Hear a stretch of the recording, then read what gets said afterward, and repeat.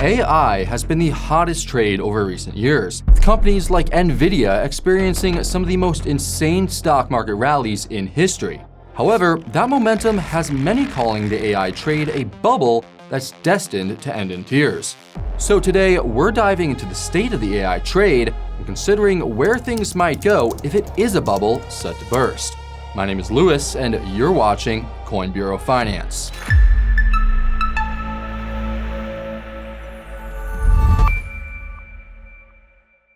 First up, I must make one thing clear, and that is that I am not a financial advisor, and nothing in this video should be considered financial advice.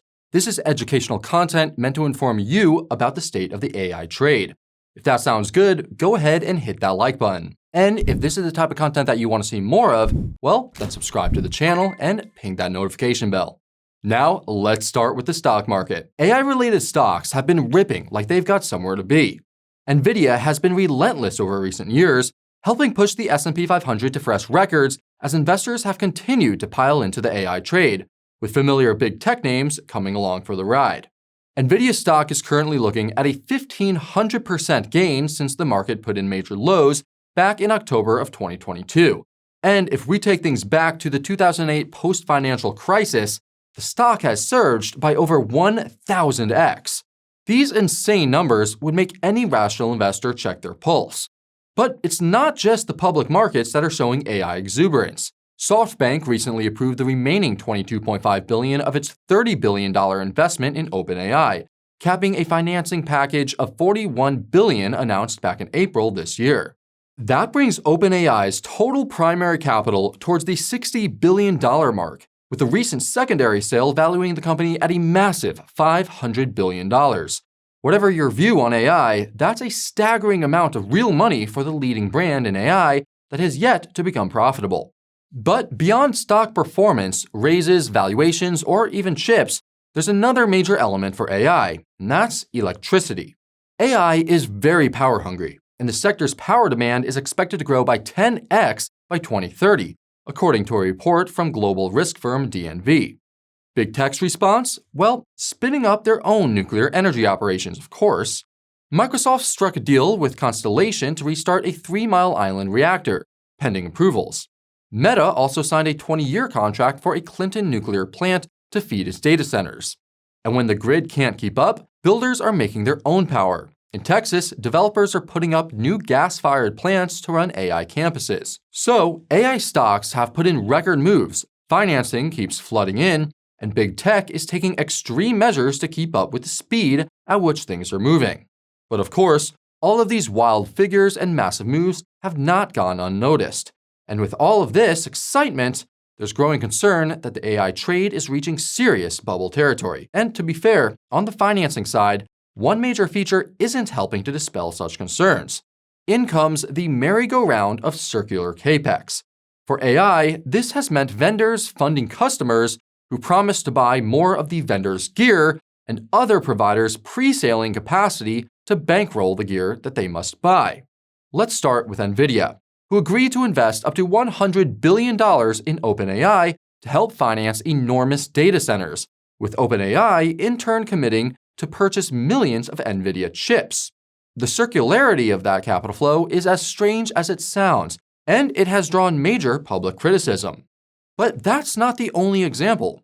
Oracle has reportedly committed $40 billion to Nvidia chips for an OpenAI dedicated build-out in Texas, furthering showing just how intertwined the supplier-customer loop has become. We also have CoreWeave, the fast-rising AI cloud, which has expanded its OpenAI contracts to $22.4 billion this year alone, even as it leans on aggressive financing. Another example of how pre-sold demand is underwriting more capacity, which underwrites more pre-sold demand. And the list of examples goes on, as various illustrations have attempted to encapsulate. The Financial Times reports that OpenAI has a 5-year plan to meet about $1 trillion in spending pledges across chips, data centers, and power. That's a huge figure that shows you the scale of forward purchase capacity sloshing around the system. And if all of that sounds like a delicate ecosystem, it's because it is. The risk is obvious. If any step in the loop stumbles, whether it's cost overruns or guidance cuts, the whole structure has to be repriced.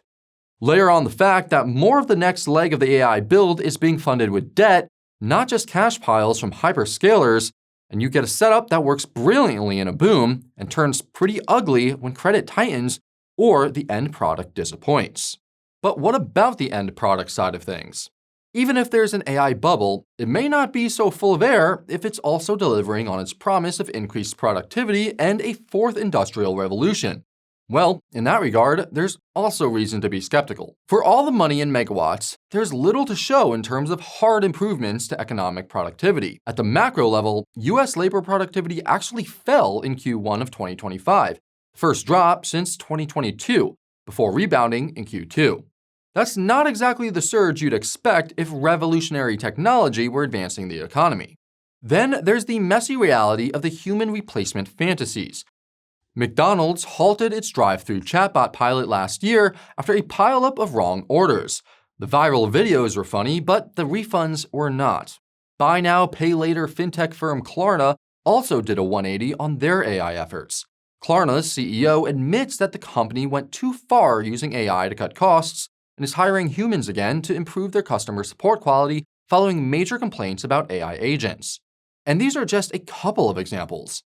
IBM's 2025 CEO study suggests only 16% of AI efforts reach enterprise scale, and that may even be optimistic, as other studies, such as MIT's Applied Research on Enterprise AI, found that 95% of generative AI pilots fail.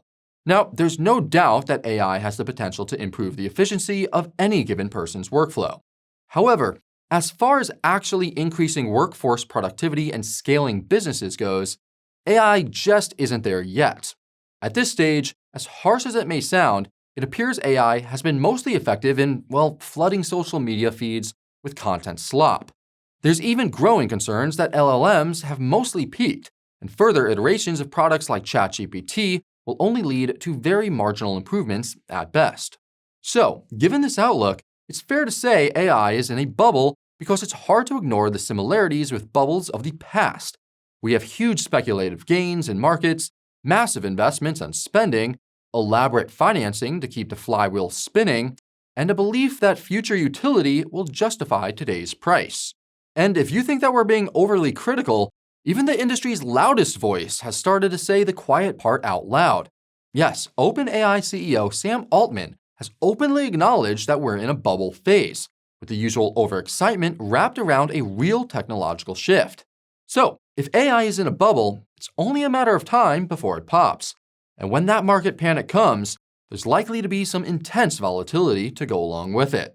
And so if you want to make the most of that volatility, well then, you should definitely check out the Coin Bureau Deals page. Over there, we have numerous finance-related deals and bonuses exclusively sourced for viewers of this channel. To check these out, all you need to do is hit the link in the description or scan this QR code.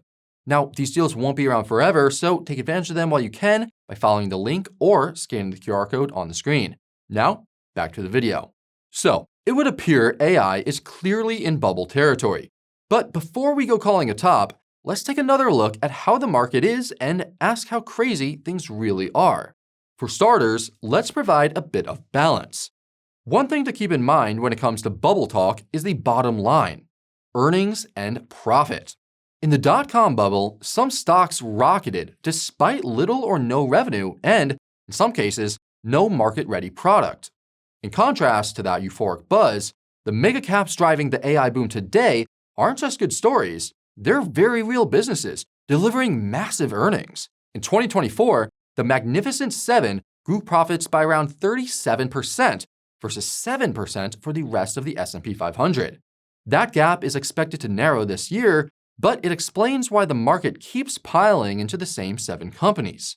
Even if we strictly narrow our focus to OpenAI, although it's still private, there are real revenues tied to that too. OpenAI's annualized revenue hit roughly $12 billion by late July, according to reports from the information via Reuters. That's an impressive top-line number, even if profitability remains elusive. Now, does that mean that stock market valuations are fine? Well, not exactly.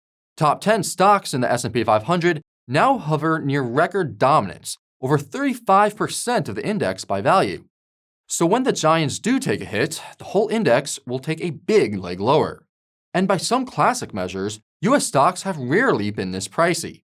The Wall Street Journal notes valuations that, on certain measures, sit even higher than the dot-com era.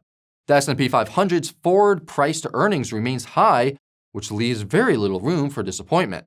Elevated multiples plus extreme concentration is how you see heightened risk in the market. One guidance cut from a leader and the index can feel it instantly, and that effect can snowball quickly in a market that's used to nonstop up-only price action. So where does that leave us? On one side of the scale, you've got record weights, frothy headline multiples, and an index whose fate is stapled to a handful of AI-exposed giants. On the other, you've got genuine earnings power and tangible AI revenues finally showing up. Both can be true at once. The practical outlook is that leaders must keep delivering. If megacap earnings stay firm and AI monetization keeps compounding, the market can justify a lot of optimism based on expectations. With the Federal Reserve expected to continue easing monetary policy, that may also provide a good environment for stocks and record Capex spending. But if guidance slips up or Capex returns look soft, stretched valuations and concentration will leave things very exposed. Without sounding too doom and gloom, that's just the hard math behind a market built around a handful of names in a very crowded trade. Now, with that overview of the AI trade, what stage of the bubble might we be in? And what might pop it? Well, technology bubbles have a familiar pattern. Something novel or revolutionary grabs attention. The boom funds everything. Euphoria grows as the gap between valuations and fundamentals widens, profit-taking creeps in, and then panic blows things out.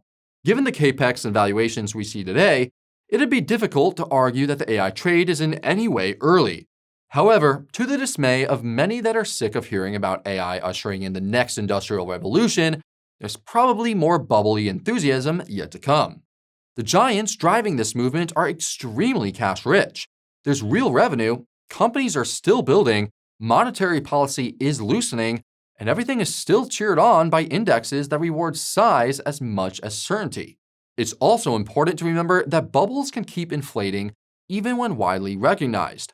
During the dot-com boom, warnings didn't stop prices because FOMO, easy gains from IPO pops, and quote-unquote greater fool dynamics kept drawing in buyers. There's also the harsh reality of professional incentives.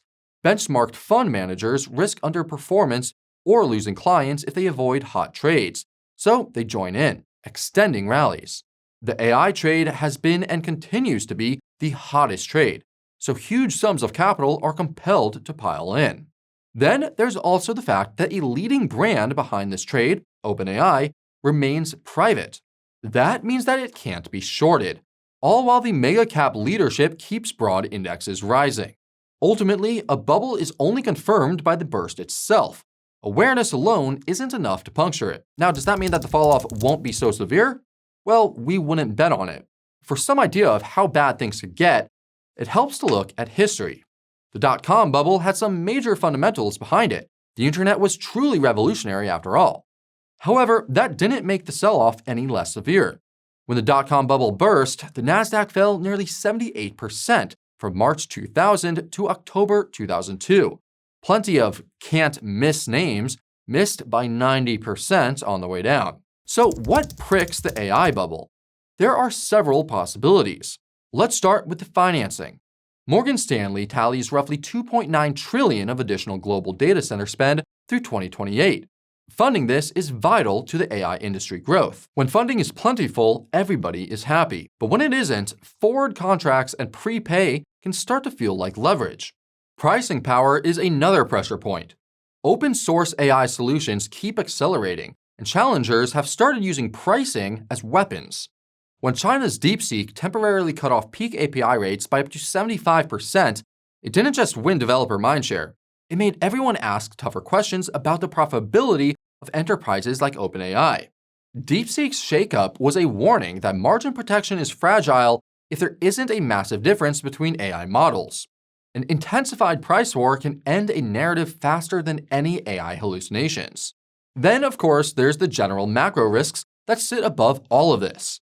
As noted earlier, valuation stretch and extreme index concentration make for a higher chance of a sudden, sharp correction, if anything, from earnings misses to bond tantrums rocks the boat. When a third of the S&P 500 hangs on a handful of AI-exposed giants, bad headlines become more systemic in their impact. If you're looking for specific timing, the honest answer is that nobody knows. It's rare that a bubble is structured in such a way that makes timing it perfectly straightforward. However, we do have our list of things to watch for signs of trouble. Capex spending that takes a hit, big deals deferred or quietly renegotiated, price cut cascades that improve usage but dent gross margin, and of course, earning calls for big tech. Considering all of this, we're faced with a scenario where the AI bubble is still growing and there's still plenty of reasons to believe it continues. However, there's also growing skepticism on the long-term story. So there's rising vulnerability as the bubble continues to grow. If we're only in an early euphoria stage, that means the music can keep playing for some time. But everyone is watching the trade like a hawk, and nobody wants to be left holding the bag. Okay, so if AI is a bubble that's going to pop, what comes afterward? Again, let's look at history for some guidance. The dot-com blow-off wiped out most of the, quote, next big things. Yet, an investor who sat through Amazon's 95% collapse from 1999 to 2001 still ended up on the right side of history. Survivors earned their status the hard way, by continuing to build and compounding real cash flows after the crowd goes home. That sounds great, but you could have just easily have decided to invest in Yahoo, another big leading name at the dot-com peak, which had the opposite trajectory of Amazon. Now, we can be quite sure that the AI sector will produce some big winners. It seems likely that a few dominant names will emerge from AI in the long run, just as companies like Google came to dominate their respective realms. However, picking these winners is a difficult task. Of course, OpenAI has the most recognized brand on the software side of things right now, and there's a reasonable argument that it's a better product than its competitors. But is it that much better? It's not even clear that the model layer will be the best place to park capital, and that's if regular investors even get the chance to invest in OpenAI at all. The DeepSeek shakeup demonstrates why. An increasing abundance of competitors without a true moat could result in a situation where it's difficult for the models to turn a decent profit, even if the applications offer real value to businesses and consumers. Then there's the hardware side of things. Nvidia may seem invincible right now, but history is littered with stories of companies that were just as dominant, yet fell by the wayside over time. The entire AI ecosystem could shift significantly too. Today's winners might find tomorrow's customers turning into suppliers. OpenAI's move to co-develop custom chips with Broadcom is a clear sign that vertical integration could compress things.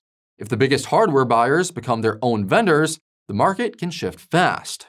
So, how do you think about the post-bubble landscape without pretending to predict it? After bubbles, markets get sober and investors become much more selective. The good news is that there will be plenty of time to rationally evaluate AI companies that have survived after the dust settles.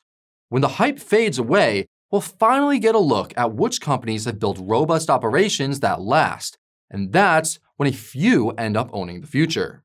And well, that is our outlook on the AI trade. So let us know, what do you think? Is it firmly in bubble territory and set to pop? Or are things just getting started? Let us know in the comments down below.